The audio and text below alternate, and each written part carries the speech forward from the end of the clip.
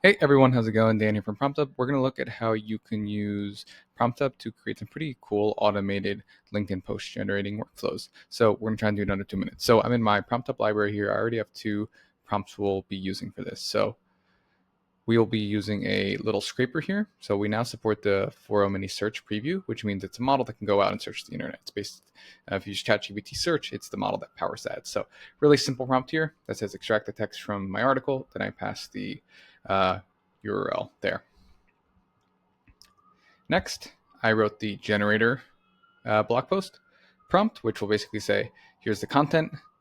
And then I did a little bit of prompt engineering, generate the post, summarize it, don't include a header or hyperbolic language. And then I went and I already baked in some examples from my LinkedIn that have performed well. And so we're going to go over to the chains interface. And I just put this together.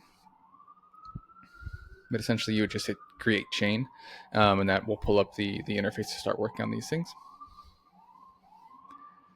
And what you'll do is, if you're starting from scratch, is basically search for whatever the project is. In this case, it was, blog something or other, generator and scraper. We would just use those. But we have these set up. So first one is the blog post scraper. That's the name of the prompt. We have the variable, which is the URL. And so now I can come in and just drop any URL. It will go out and scrape it. And then I'm going to pass the output from step one into the content variable. So if you remember, here is the content variable in the generated prompt. You can do it by just clicking this button. So that will undo it. That will do it.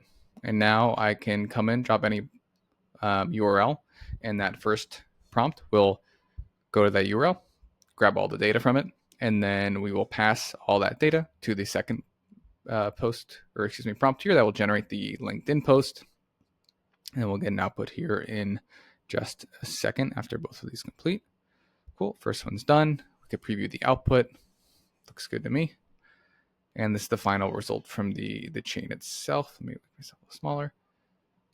And because I'm passing those two-shot examples of what my tone and style is, it sounds pretty good. So if you want to use these, it's totally free. Chains is free to use. You can also get these prompts. I've made them public.